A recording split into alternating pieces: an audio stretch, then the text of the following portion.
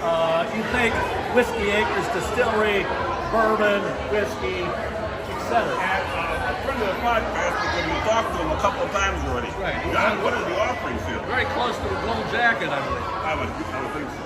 Yeah, so Whiskey Acres is based out of DeKalb, and what they're most known for here is their bourbon slush, which is fantastic. They also make a lot of other bourbon cocktails, everything from an old-fashioned up into what they call a bourbon and blues or a Lynch Road lemonade. I like that Lynchburg lemonade. Okay. Now the bourbon slush was made for the kids, is that right? Hello, friends. Welcome to another edition of Just a Couple of Guys with your host, a world-class connoisseur on spirits, my friend, Pat Crimmins. How are you, Pat? Good, Ray. Thank you very much. And yours truly, Ray Rogina, and we're at Whiskey Acres only because we talked to a couple of these guys. They're just a couple of guys too. A couple of years in a row at the Northwestern Medicine Field when we were doing Cougar games. And finally we're out here now on Kesslinger Road in DeKalb, Illinois. And Pat, quite a visitor center, I would say. Yeah, and it's my understanding, I think, that a lot of Fox Valley people come here. So this is within our wheelhouse of St. Charles, Geneva, Batavia, Aurora, Elgin, etc. And as we learned back at the stadium, these guys here, they play ball for real. I mean, they're in competition with the Kentucky Bourbons, and they've won awards, and it's quite an establishment. And I think the important thing to emphasize is it's start to finish. They grow stuff here, they distill stuff here, right. And the end product is here and out to these stores in the Fox Valley and beyond. So I'm looking forward to talking to Nick Nagley, one of the owners, and Pat Brophy, the right. Vice President in charge of sales and marketing and a variety of other hats that he wears. And the, kind of like Paul Stukel, the missing Jamie Walter, who's out and about. That's right. We do not want to mention. We do want to mention his name as well. Yes. We're going to do all of that. We're going to take a tour of the place. We're going to talk about some of these fine spirits.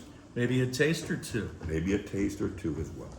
And all of that takes place after a word from one of our fine sponsors. You stay tuned.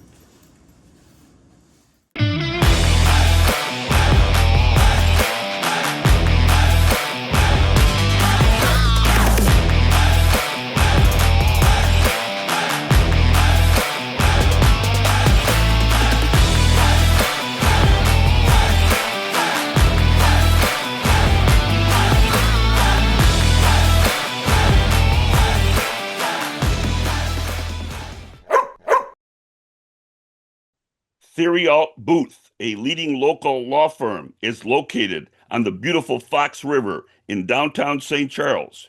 Here's Ryan 𝐤𝐤𝐲. For better or worse, there are just times people need a lawyer. Whether you are involved in a work injury, in an automobile crash, selling a home, or even planning for your estate after your passing, we're here. We're local. We're part of the community. For more information, visit 𝐤𝐤𝐲 Booth on the web at tbfirm.com or give them a call at 630-526-4242. Well, we're back inside the beautiful visitor center at Whiskey Acres in DeKalb, Illinois, 11504 Kesslinger Road. And I'm pleased to have with me two individuals who are going to give us a nice, concise view of the whole operation. Nick Nagley, the owner. One of my immediate right. Well, we don't want to forget Jamie Walter, but he's not here today. And Pat Brophy, and Pat's the Vice President of Sales and Distribution. Thank you for having us today, guys. Well, it's our pleasure, only because we established this relationship, as we said, the opening at the Cougars ballpark a couple of years ago, and now we had a chance to get out here and see what's going on here. Let's start with a simple overview. 5 generations. Everything's grown here: corn, wheat, rye, distilled here. In other words, seed to spirit. You have a limestone water aquifer. Talk about all of that. Put that all into a nice neat bag. Well, So again, like Pat said, thanks for having us on. I'm one of the co-founders here, and it's important to share Jim Walter and Jamie Walter, my business partners. The visitor center that we're sitting in today is sitting on their family's 5th generation farm. My family has another farm where I'm 5th generation, about 100 miles south of here. And Jim, Jamie, and I got to know each other through the seed business and agriculture. And to make a very long story short, essentially, Jamie came up with the idea of opening a distillery on the farm and exclusively utilizing the grains that we grow here as a feedstock to operate a craft distillery. He came up with that idea in around 2011. He shared that with me. We spent the better part of a year putting together a business plan, and we officially incorporated in 2013. Since then, we have taken, the farm itself raises around 2,000 acres. We've taken about 10 to 20% of that and focused those acres exclusively on grains for distilling. So it's a working farm, but beyond that for everything else. Everything else. This distillery is a hell of a side gig, yes.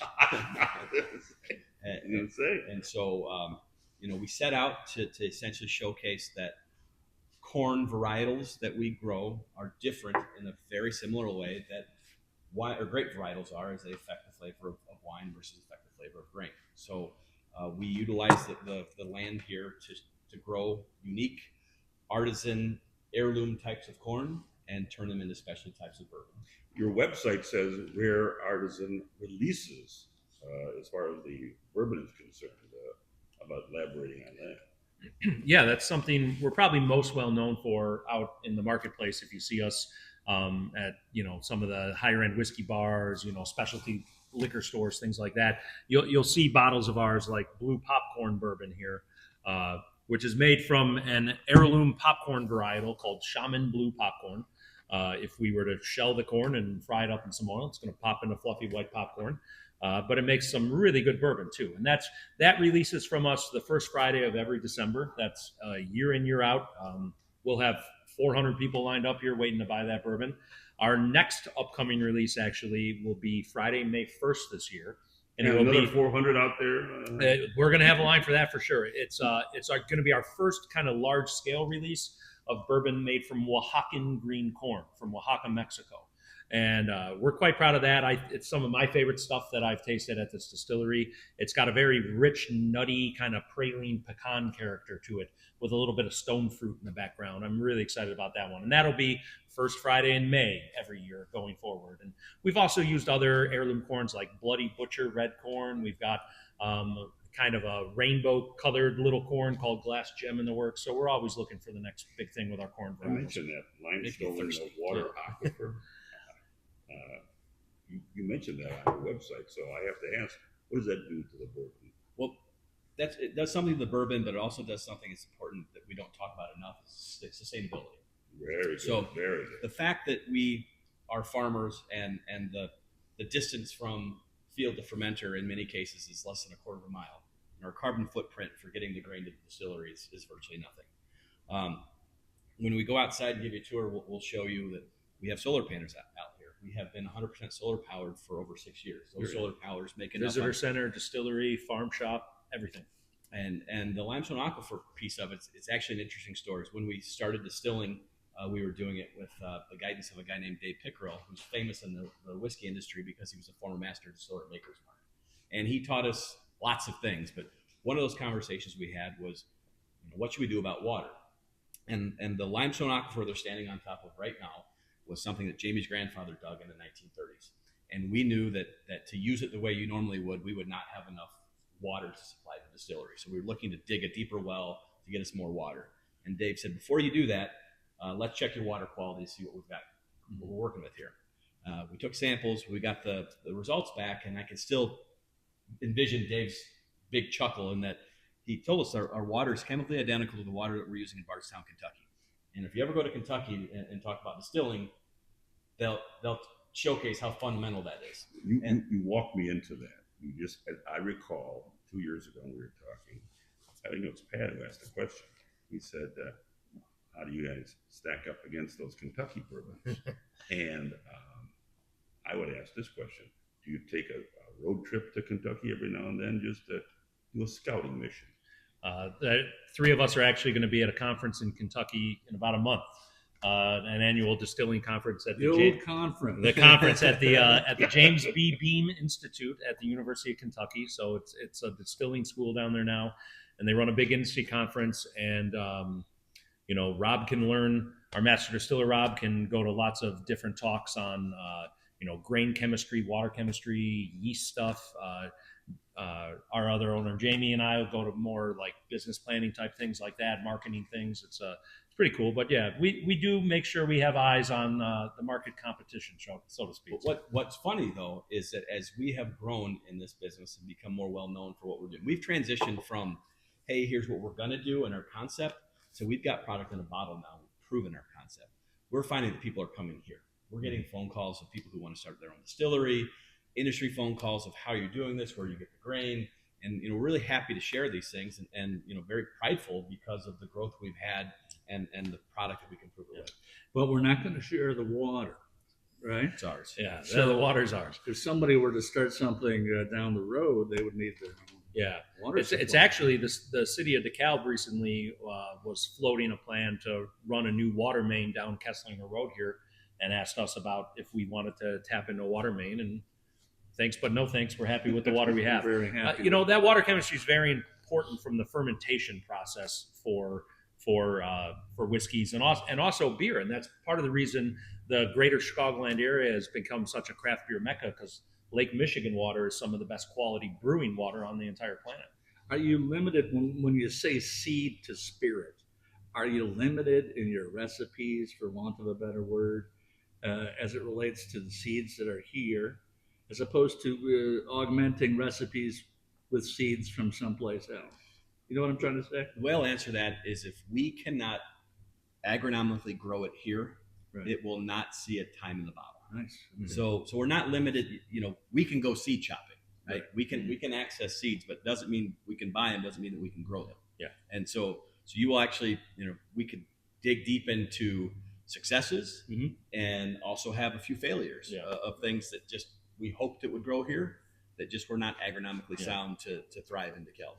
The notes that I have, well-crafted notes by our research team, indicates award-winning bourbons. So let's talk a little bit about that and who's giving the awards and that kind of thing. Well, this is a good example here. Our bottled in bond bourbon is a double gold medal winner from the San Francisco World Spirits Competition. Okay, that means nothing to the viewer. Tell us what that again, means. that is the premier blind tasted. It's a double blind tasting. Judging panels have no idea what they are trying. They just know categories they are judging within, and only a fraction of a fraction of a fraction of a percent gets a double gold medal from there. Double gold medal essentially means that every judge on the panel unanimously scored it as a gold medal quality spirit. And both our bottled in bond rye and bottled in bond bourbon have been with that. Another very prominent bourbon journalist named Fred Minnick runs an award runs an award competition every year called the Ascot Awards, and we've run platinum and double platinum with that. Actually, this Blue popcorn there. named the top 3 bourbon in the United States. And he also runs a top 100 list every year. And bourbon collectors keep an eye out for this list at the end of the year every year. And our 7-year-old bourbon was on his top 100 list a few years ago, and it was the only whiskey from Illinois on the list. Would it be fair to say that you guys are doing better than others, given your size? Absolutely. Well, I don't know if the size has anything to do Sales with guy says yes. Owner's being a little more When I cautious. talk about size, I'm talking about the size of the farm and the size of the. Well, the size of the farm is exponentially larger than we need to run the distillery. Okay. So that allows us to truly focus on quality over quantity. So, I think I mentioned a few moments ago that we use between 10 and 20% of the grain we grow every year for distilling. That allows us to be highly selective in what we keep for ourselves. And we often joke that we put the rest in a semi-truck that goes to a barge and makes its way down to Kentucky for them to use for making I bourbon. see. I'm very generous. Let's talk a minute about the sophisticated bourbon drinker, because you get phone calls. You suggested they want to come out here, they want to talk to you, et cetera, et cetera. And again, I would say your award-winning website really has a lot of information. We'll be talking. We'll give you the address in a little bit. You run a class here, and it's sold out this week. But you have another one coming up April 16th for a person to come out and become an associate bourbon steward, where you take a class. Talk a bit about that, and obviously, again, I say April 16th is your next class. Talk about that. That's a professional certification from an outfit called the Stave and Thief Society, meaning whiskey barrel stave, whiskey thief. And that's actually itself an extension of a distilling school in Louisville.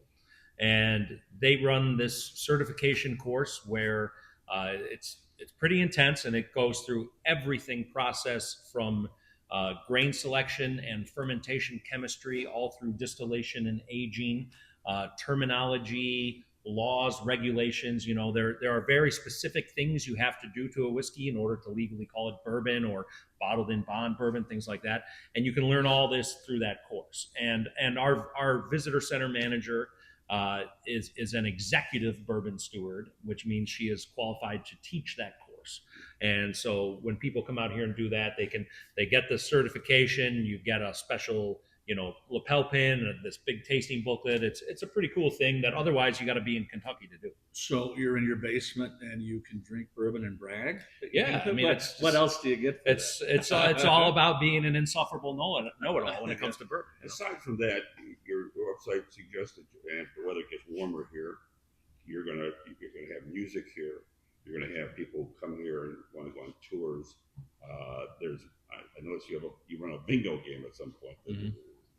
Talk We do about craft all of fairs, that all and, kinds and of how, stuff. as we move from spring into summer, this place becomes a hopping place on the weekends. Yeah. So tonight, actually, we have bingo night out here. So one Wednesday a month, we do bingo. As we get into the spring and summer months, we'll have cigar nights one Friday a month. Yep. Outside. Yep. Outside.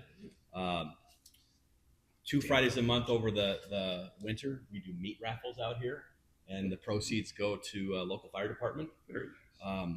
Pat mentioned craft fairs. Mm-hmm. We do one indoors during the winter. We do a couple big ones outside during the spring and summer and fall months. And, you know, we just try to utilize the space that we have out here to give people a great experience. You know, we're 20 miles straight west of Geneva. You don't have to go far to feel like you're far away, and we try to make that experience something worth thinking. And to put it in perspective, you know, we get quite a lot of people coming out here. We're only open to the public about 15 hours a week on Friday night, Saturday, and Sunday I was usually. going to recommend a shuttle, but you know. Talk about those tours though on the weekend. Yeah, no tours. reservations. Yeah, no reservations. We offer 3 tours every Saturday, 1 on Friday and 2 on Sunday. One on Sunday, and you get a comprehensive tour of our distillery. We're going to talk about the different grains we grow. You'll get a chance to smell the whiskey through the different stages of fermentation and distillation. Then you go out into a warehouse. You get to see things there, and it always includes a tasting of 3 different things that are kind of more seasonal selections for us. Maybe whatever limited release we happen to have at a time, because every 8 to 12 weeks or so, there's something different that comes out in a bottle here. So. And you told me that you're going to allow me, if I want to bottle my own whiskey over here. Yeah, that's a relatively new thing for our visitor experience.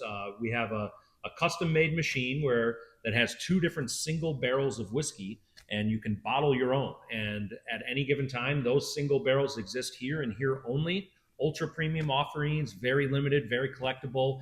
You fill out your own label to put on the bottle, talking about what's in it. You could give it as a gift, you know. It makes a great birthday graduation gift type thing. And when those whiskeys are gone, they're gone forever. And we're going to put something else on that machine. We're Fox Valley. Our podcast is Fox Valley centric.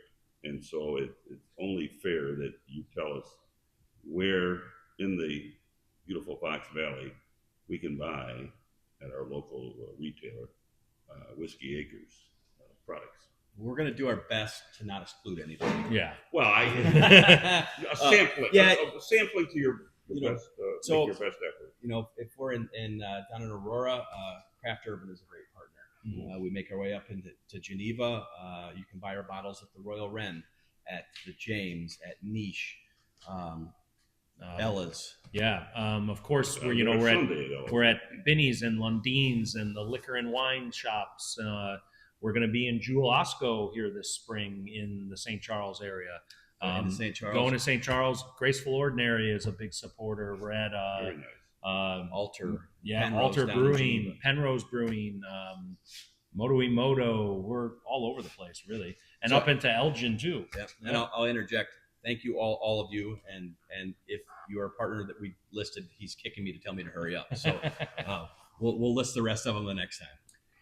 And available for more partnerships, I would imagine. Absolutely. right. That's right. And we would be remiss, since they're one of our sponsors of the podcast, and this is where we first met.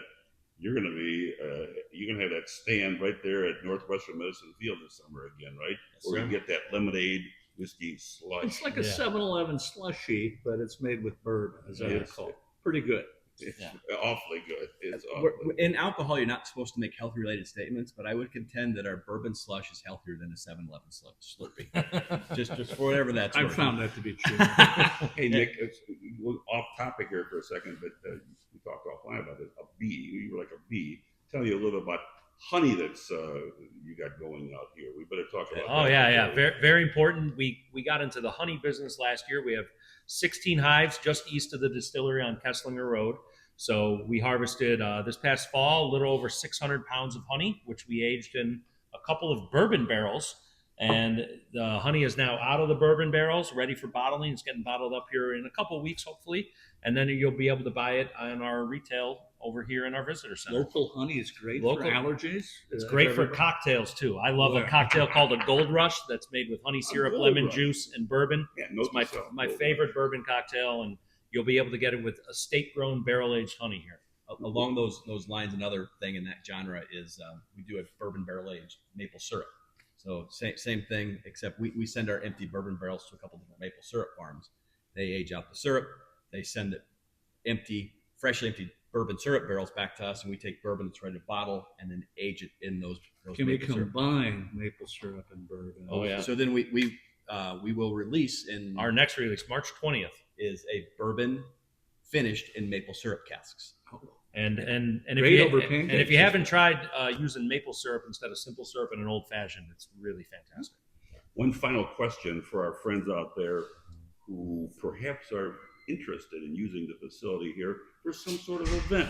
And maybe you can talk about the kinds of events you have here. But we can rent the place, can't we? Rent the place. You'll find this to be a very affordable option. I'll leave with that. All right.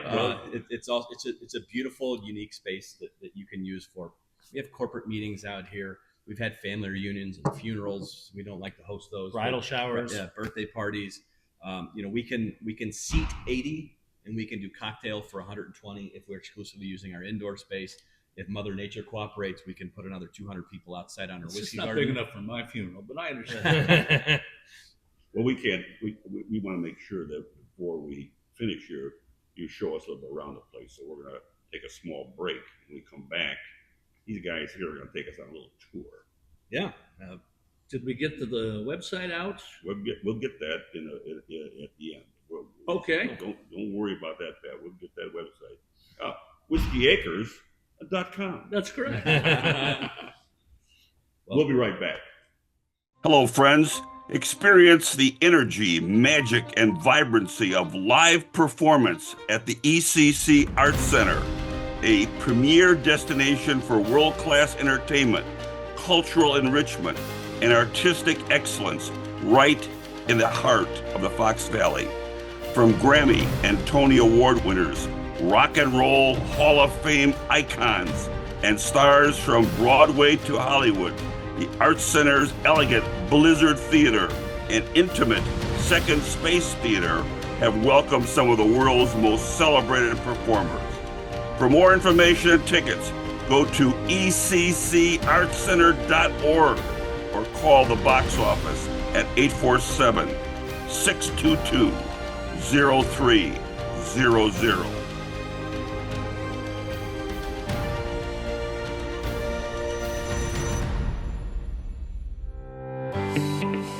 Hello, friends. This is Ray Rogina. Looking to make your next move stress-free? Meet MK Movers, your trusted local moving experts.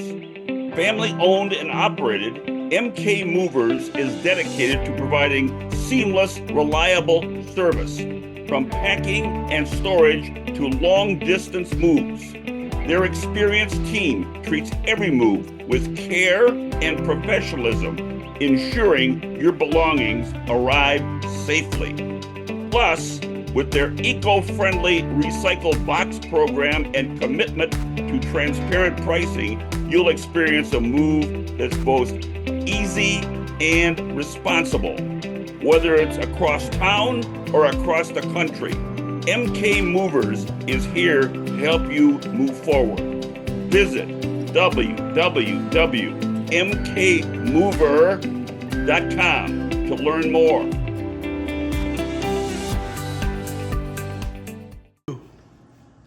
We're back, and as promised, Nick and Pat, and there's of course another Pat, but we're going to go on a tour of the establishment. Let's go check it out. Let's go do it.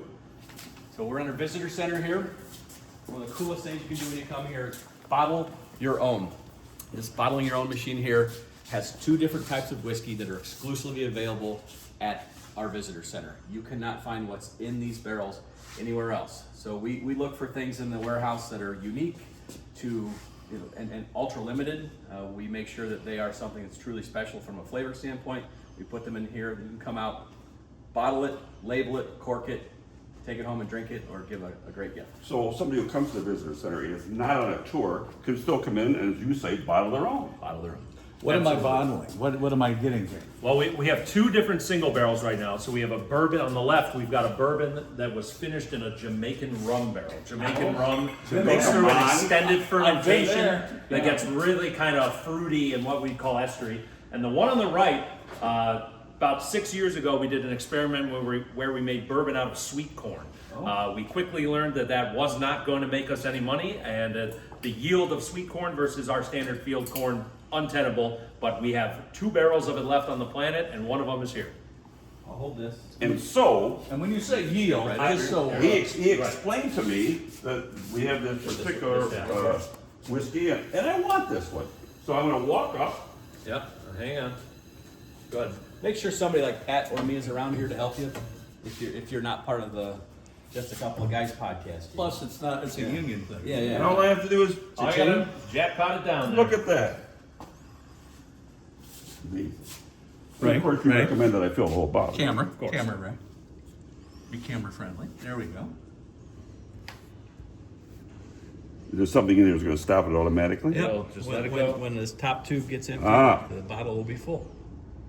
It is measured to the federal And then, required amount.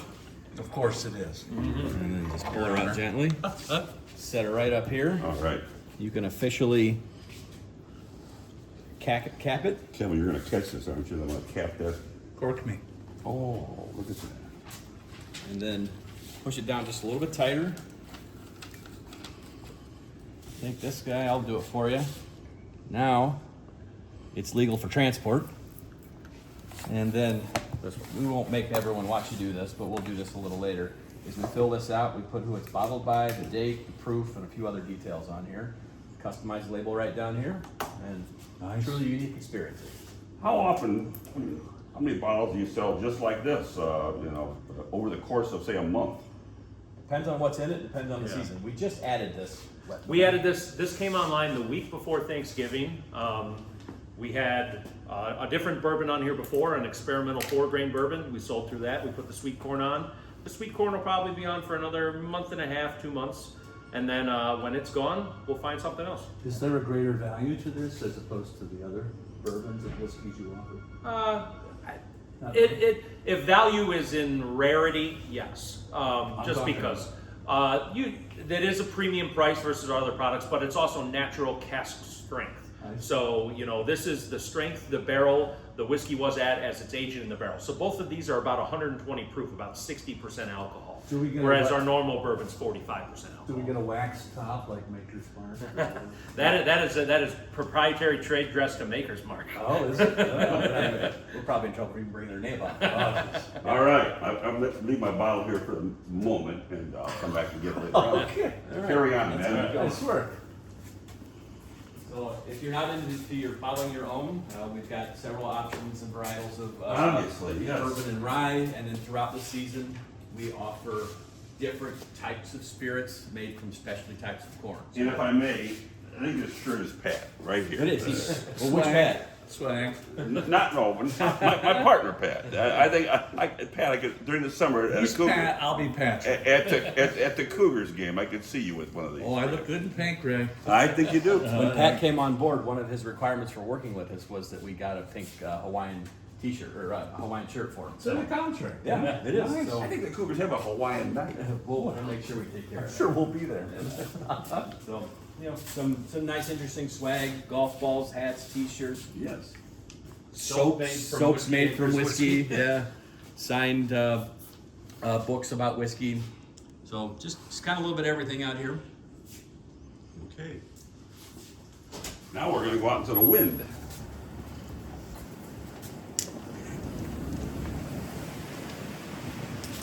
Problem is mine here is real. So what's great about Whiskey Acres when the weather's great is that we have outdoor seating for 200 plus people. Typically on a Friday, Saturday, and Sunday, we'll have live music outside, we'll have a food truck, just a beautiful place to come hang out, get away from the Fox Valley, but you don't have to go too far to get there. And Nick, if I read your website correctly, they can even bring their own food. You can bring their own food. Bring a pizza. Bring a pizza. BYOF. Yes. Just not BYOB. Now, what's the That deal won't in happen. terms of demographics? Where are these people coming from? We see a lot of folks from the Fox Valley. Interestingly enough, better than 20% of the guests who come here are a day trip and beyond. Huh? So being out here on Saturday, you'll find people from St. Louis, from Green Bay, from out of the country, out of the Quad state. cities. Do you provide cots in the back for the people that over and go? There's leftover grain sacks they can pass out on. And we provide a well-trained staff to make sure that everyone gets home safe. Yes, and plenty of parking, by the way.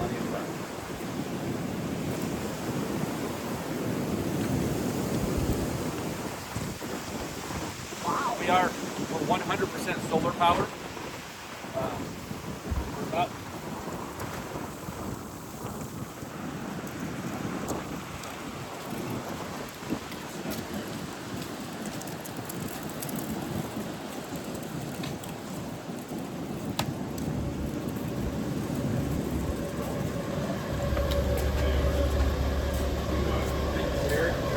Eric, how are you, sir? Good to see you. Eric's our assistant distiller. He keeps things going in here when our master distiller is blending barrels or bottling things or just kind of keeping, you know, Rob, our master distiller, is kind of the liaison between the production side of things and the business side of things. And to be a master distiller, you have to have a certain type of license. You don't. So- or not. An awesome question. So what you find in distilling is a lot of people open up a distillery on a Monday and call themselves a master distiller on a Tuesday. We as an ownership and founders decided that was not a pathway we would follow. When we first opened, we were trained by master distiller Dave Pickrow, former master distiller of Maker's Mark, and he taught us how to distill. We did that for a couple of years, and we brought Rob on board, taught him everything that we knew. Then he enrolled himself at Heriot-Watt University out of Edinburgh, Scotland, where he wrote his master's thesis on how varietals of corn affect the flavor of whiskey, and earned his master's degree in distillation and fermentation sciences. Not necessary for earning the title master distiller, but for us was kind of like a fundamental step that he needed to take. But more importantly, after he earned that degree, he barreled, blended, and subsequently bottled several different iterations of our whiskey that we sent to a couple different tasting competitions that were among the most awarded bourbons and ryes in the world. And so we took the fact that he had his master's degree along with the awards that his products got and spent $27 and updated his business cards to call him a master distiller from just distilling. We met Eric here. Was it Eric? Eric? Yeah. Eric. How many employees do you have, by the way? Both full and part-time were right around 40. 40. Yep. So, and that's from three guys who just started the place on their own, doing everything about 11 years ago. The origin story. We'll get back to that. That's exactly right.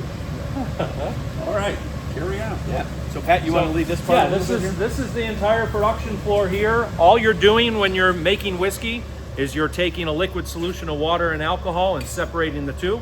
So if we start with cereal grains, we make beer, and then we turn beer into whiskey. If we started with fruit, we make wine, and then we turn wine into brandy. Same process, same roughly type of equipment here.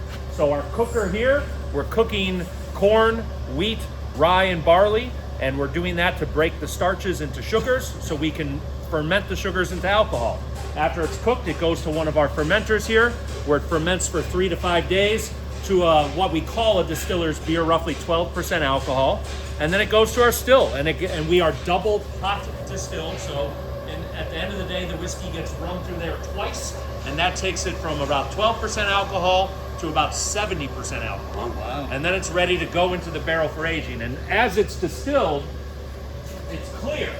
So all your color in your whiskey comes from the barrel itself. So this is the whiskey. The whiskey's being heated up there. The alcohol vapors are rising. They're coming across, and this is a condenser that has a bunch of pipes with cold water running through it. So the vapor hits that, turns it back into liquid, and that's what's coming out here. Is that basically like moonshine? Yep, as our new make whiskey. I'd like to interject.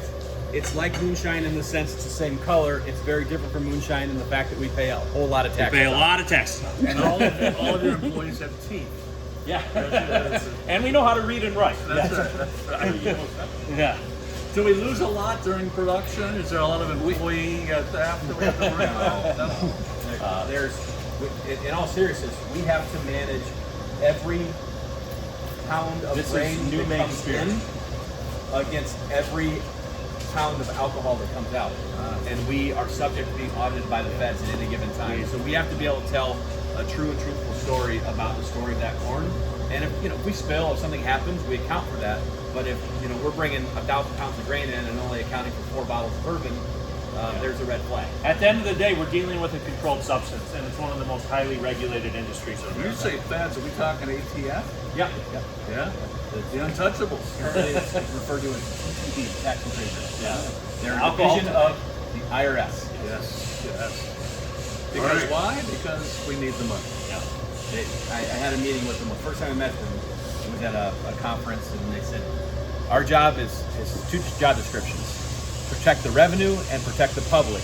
And they listed them in order of importance. Now, how about the bottling? That's all done right here. All right.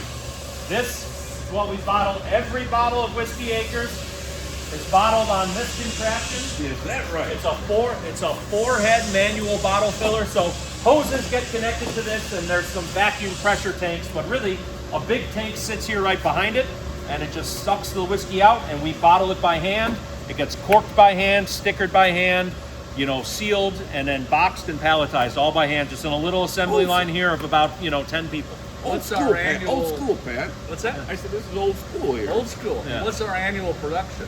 Our annual production is a little higher than our annual sales because, unfortunately with whiskey, we're planning 6 years out. Our annual sales are about, 5,000 cases a year. Give or take. For Yeah, the give or IRS take. here. Give or Yeah. take. Give or take, depends on the year. What's really fun about this process is we have a couple people on our team that are our bottling management team, and all the other folks are volunteers. So they come in, they'll spend a few hours with us bottling. Our team lead has just a blast. She's the most energetic human you'll ever meet. They'll bottle for 2 or 3 hours. We'll give them a nice lunch, a couple cocktails, free t-shirt, a good discount, and they just keep coming back. All right, let's take the bottle. They're all done, ready to go. Let's take the bottles on a trip to either Binny's in Geneva or Lundine's in St. Charles. How delivery? Delivery, yes. So from here out, again, alcohol is very regulated, so it works Right. on what's called a 3-tier system. So we legally have to sell it to a distributor. Our distributor, the Republic National Distributing Company. All right. So they come and they pick it up by various pallets at a time. They take it to their warehouse in Niles, and from there, their salesmen, they have got several dozen salesmen throughout the state, are taking orders at bars, restaurants, liquor stores, grocery stores, and then they are delivering it to those accounts. So this is one-stop shopping in the fact that one distributor comes here to do do the distributing to all of the various places Yeah, that we talked about earlier. Yes, and you know, and that distributor will carry many other brands as well. Obviously, none as important as Whiskey Acres. Is the distributor mandatory, as you said, or is it? Mostly, yes and no. And if you're a certain small craft distiller, you can self-distribute, but if you put a couple of boxes in your van and took it directly to Denny's, you'd save some money? we can do that as a craft distiller. The issue is we're not a logistics company, and if we were going to do that, you know, I might have mentioned earlier, we're sold in about 1,000 places throughout Illinois. You know, we'd need vans, we'd need software, we need people. It's in theory, we can still make our money going through the distributor. I think we need to talk to Paul Stuckel, and maybe we branch out from the podcast to a full service. Any final thoughts about the production warehouse here before we close shop here? Would you like to see an aging warehouse? Oh, please. Let's go. And he's not talking about a warehouse that's old. What size is this thing? Working farm, first and foremost. Yeah. Getting audio out there. Kevin, I hope you got a picture of this big John Deere. 98% of my former family worked at John Deere. This will be good footage for you. All right, look at this. This is Call the union. This is a proprietary hybrid corn we have bred specifically for bourbon production. First time in history a corn's been bred just for bourbon. And he's currently shelling the corn. So these kernels coming off, these are going to be planted in the field this coming spring. Very nice. We are one of the very few true estate distilleries in the country. And so what I mean by that is everything that we distill comes exclusively from what we grow. So in addition to having to run all the operational portions of the distillery, we still have to run this place like a traditional farm. Most modern traditional farms aren't hand shelling corn for seed anymore, but this is kind of the nexus of the distilling portion of the business meeting the farming portion of the business. Is this fully operational? And what is it? Well, I think it was fully operational because I put it in here yesterday. Oh, okay. I think there's some pre-season repairs going on to it, but this is a John Deere combine. It's called a combine because prior to this machine, harvesting was two steps. You reap the crop and you thresh the crop. So you had to cut it off, and then you had to get the grain off of the stalk. This combines those two processes that makes it so the entire corn plant goes through, and all of the plant material that you don't want to harvest gets chopped up and spread out the back. It becomes nutrients and plant fodder for the following crop, and the corn that you want gets collected up top in a bin that then gets delivered via an auger to another wagon that gets taken to the side of the road into a semi-truck that goes to the grain elevator. So, What employee's in charge of making certain that this thing's running? so Ben and Jim, the bosses on the farm side of things, they are the senior farm managers, and their job is to essentially make sure the equipment is functional, and they know how to run it, and their job is to make sure the farming operation has no delays. I see. And they do a great job of it. Well, Fun fact about this combine: a modern John Deere combine has more lines of code in it than a 747. wow. Yeah, this thing drives itself, and you can take it to basically any place on earth within sub-inch acres. I'm gonna guess at the price, $250 grand. You're not even close. Not even If you're close. buying it new, you're not even close. Oh, I we can stop. Yeah. Easy progress. That machine news probably. The machine.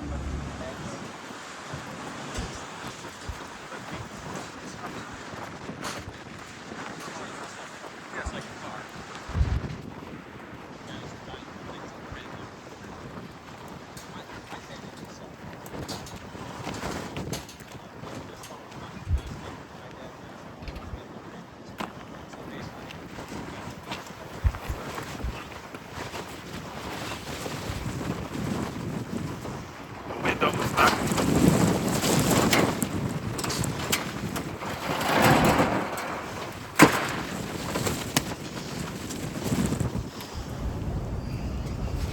That was we enter this cask, this is bring back Smells memories of lovely. our Smells trip to good. Ireland and going into the _Jameson That's right. aging. What I often like to introduce people to in here is I say, welcome to my 401k. So this is one of 3 warehouses. All 3 of our warehouses are made of corrugated steel just like this. They're all some version of a repurposed grain bin. So we started that way because they were resources we had available on the farm. After we utilized the first one for a couple of years, we recognized that because of the shape of the building and because of the corrugated steel, it gets very much exposed to the highs and low temperatures that happen in the state of Illinois. And when you get those temperature changes, it forces pressure changes within the barrel, causes the oak to expand and contract, drives the whiskey in and out of the staves, and accelerates the maturation. What about the process when the weather is 95 outside? Does it affect anything in your? It's very hot in here. Yeah, it'll be hotter in here. Just like Lake Michigan, it's the liquid in these barrels is slow to warm up, but once it's warm, it stays warm. So it'll be cooler in here in the spring. It'll be warmer in here in the fall. Do these pop? No, it would have to get. Not really. It's they're filled to where they don't now. I will say, if we're here in the middle of July and it's really hot, and we were going to tap a bung out of one of the barrels, sometimes they do go flying. But. And of course, for our audience here, we want to know the length of the aging in here. We'll find barrels that were filled yesterday, and our oldest barrel turned 11 last week. 11. Yeah, everything in between. How does this aging compare against, say, Scotch in Scotland? When they age it? Well, in Scotland, two main things. So, bourbon by law, we have to age in a new barrel every time. If it's not in a new barrel, we can't legally call it bourbon. Scotch is made out of malted barley and not corn. Malted barley is much more delicate, and a new barrel would really kill the malted barley character. So they age them in used barrels. Most Scotch you have is aged in a used bourbon barrel, a used sherry wine barrel, port wine barrel, things like that. What's the logic behind the new barrel? The new barrel, really it was an economic incentive for the timber industry around the Great Depression. Barrels? Yeah. But it works well with corn and rye, with bourbon, which is a corn whiskey, and rye, which is a rye whiskey, because those grains are big and oily and full of flavor, and they can really go toe to toe with new American oak like this. You don't lose any to dehydration or So anything? that's a great question. That smell you smell in here, that is money flying away. So as soon as we fill a barrel, about 5% of the liquid's going to get sucked into the wood, and we're never going to get that back. And then every year after that, we're going to lose 3 to 5% to evaporation, and we're never going to get that back. That's the angel share. That's what you're smelling now. Is that seasonal? I'm sorry. Yeah, you'll lose a little more when it's hot. A little less when it's cold. 95 degrees outside, you can kind of swim through the humidity of alcohol when you walk in. Yeah. You can get drunk just 11. by standing here? I mean, you can certainly taste it. Okay. You mentioned it was 11 years. How far out will you go? The first couple barrels are sort of unplanned. It was ones that we filled, and probably most of them will go to our founding father's personal collection. Charity? It's a charity. Yeah, maybe random charity, auctions if we can raise money for a good cause with some mobs and stuff like that. But the challenge with them is they've been in the barrel for 11 years. So instead of this much in there's about that much in they're there. half full. So there won't be. They don't last forever. So our standard straight bourbon right now is a blend of 4 to 7 year old whiskeys. We do a limited release 7-year-old every summer. That's a blend of 7 and 8-year-old. In a couple of years, we'll probably replace that with a 10-year-old whiskey. That's probably about as old as we get. Once Whiskey Acres tastes more like wood than what we grew on our farm, we've kind of lost our messaging. We really want to focus on the quality of grain we can grow in Northern Illinois. Who's blending? Is there a master? Yeah, Master Distiller Rob. Yeah. So Rob will work with us and we'll say, hey, we need to have this many barrels to make this many bottles. So Rob will look at a spreadsheet that essentially says, these are the barrels that meet this criteria. And he'll come out and pull samples of them and then basically blindly line them up and taste this one, smell this one, and some he goes, this can be part of the blend. Some go, this is savory, this is sweet. Yeah, this is isn't ready. fruity, this is oaky. So no recipe per se, just kind of how it feels and how You it's know, and they're all distilled from the same percentages of grain: 75% corn, 15% wheat, 10% malted barley. Right. But they're all individual, and you know, there's a million different factors, thousands of different chemical reactions taking place in these barrels, and they all end up a little different. Every bottle tastes a little different. Well, that's why he blends. So the bottles taste consistent, but every barrel tastes very different. Okay. Yeah.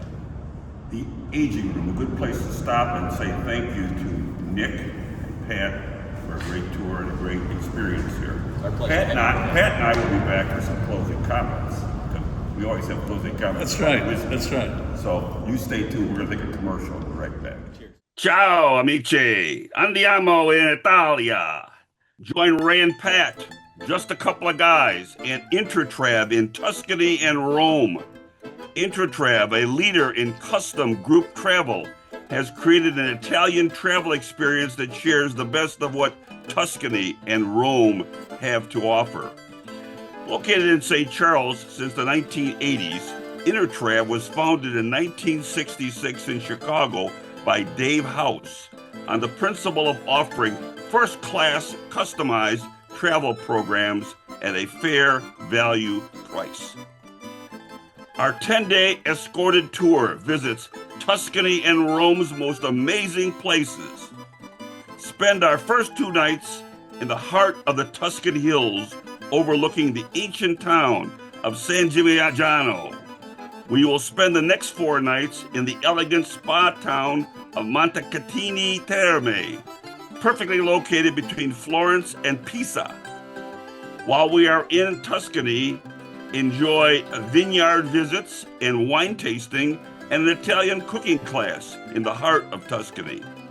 We will visit ancient San Gimignano, amazing Siena, timeless Florence, see the Field of Miracles in Pisa, and spend a day on the Cinque Terre, 5 picturesque, colorful fishing villages that cling to the cliffs overlooking the Mediterranean Sea. Our tour ends in Rome, where we will see the highlights of the Eternal City, including the Colosseum, Trevi Fountain, and the Pantheon. We will end with a visit to the Vatican, where we will see Michelangelo's incredible Sistine Chapel and awe-inspiring St. Peter's Basilica. First-class hotels, buffet breakfast daily, 5 dinners, full sightseeing schedule with transportation by private deluxe motor coach, an amazing Italian tour manager to show the amazing country, and nonstop flights on American Airlines. Join Pat and Ray, just a couple of guys, for this once-in-a-lifetime experience. Andiamo! Well, Pat, we're back for some closing comments. I have to say that getting started, by the way, this is wonderful stuff. Yes, it's fantastic. We're just doing a little sipping here. We're not doing anything sipping. crazy, but their Everybody's product here, fine here. their product here is A-OK. Right. It ranks right up there, and I understand why they won awards and so on. Pat, I brought this out. This is some of the swag we have Yes. at Whiskey Acres, and I think if we have a night, we go to the Cougars this summer, and it's a Hawaiian night. Sure. I think we can talk to our guys here, Nick and Pat, and they will be happy to provide you with this beautiful pink Hawaiian shirt to advertise Whiskey Acres and to promote the whole operation here. Is this? There's nothing about this that's Hawaiian. Am I right about that? There's seeds, right? No, but Seed to spirit. It's a style, Pat. It's a style. Oh, it's a style. It's a That's why it's called a collage. Hawaiian shirt. But Okay. you're right. I mean, they don't grow corn. Not one pineapple on that I shirt. don't think they're. Okay. Anyway, hey, listen. In summary, Wonderful a tour. wonderful operation. Though. Yes. It reminded me a little bit of the Irish tours that we took. As the wind blows in here. I don't know what's happening, but wonderful. How about the 11-year-old barrels out there? Oh yes, we didn't know which was what, but that's a secret. That's all There's right. a lot of secrets going on. Pat's comment though about humidity, 5% of money blows out. That's right. Blows out the door That's here right. when they get the high humidity. And that's a write-off. I'm sure that everybody understands that that's a loss. I also want to suggest that, and this comes from the fact that I was a mayor for 8 years and see this kind of thing. These guys here, beyond being simply an operation whiskey distillery, it seems they're very friendly at giving back to the community, giving back to charity, and so forth. That to me is another gold ribbon sign of a business that's entrenched and appreciates the community, not only here in DeKalb, but beyond. And I really commend them for all of that. That's correct. And then, of course, as we know, in the Fox Valley, we can find their items for sale throughout most of the Fox Valley. And they're working to develop partnerships as we speak. I think that I'm going to promise you this right now. When you invite me to your place for we're gonna have a housewarming, we're gonna have I think I'm going to bring you a bottle of whiskey. You name the flavor you want. We'll call it a porch opening. Yes. Yes. WhiskeyAcres.com. I think you can find where you can get everything, Absolutely. what you can get, right? When it's very comprehensive website, gives the history of the operation. You'll find these guys know what they're doing out here and then some. So take a look at their website, and then I'm sure you'll meander out here to DeKalb, Illinois. So I think it's time for us to head back on Kesslinger Road back to the Fox Valley. Safely, sure. Absolutely. Yes. So for our crack producer, who's again missing in action, but always in our hearts, Paul Stuckel, and for our crafty, and I repeat crafty, today he was really crafty because he was moving A lot of chairs. setup, yeah. Oh boy, I tell you, he was moving things around. The genius is underrated, I Don't think. knock Whoop. any bottles over it. No. But our guy, 𝐁𝐸𝐾, thank you so much, sir, for a job well done. For my partner, Pat Crimmins, the spirit connoisseur. Thank you, Ray. I appreciate it. Ray Rogina, wishing you all a very pleasant week. Spring is just about here. It's showing signs. It's a false spring, Ray. It probably is, but we're getting closer. We're getting closer. Baseball, though. Right around the corner. Right. Sox and Cubs, let's go. Ray and Pat, Pat and Ray. just a couple of guys from Whiskey Acres in DeKalb, home of Northern Illinois University, Pat's alma mater. That's right. So long, everyone. Unreal situation here. Look at that. That's for Pat. I thought I got a slush. Is that a slush? I got a slush. Thank you very much. To Whiskey Acres. That's throwing A it. fine line establishment. Here's the ballpark. You see what we got here. It's great. We try that. So, having a beer at the ballpark is not everything you can do. You don't need a beer at the ballpark. Anyway, Whiskey Acres. We're going to be right back.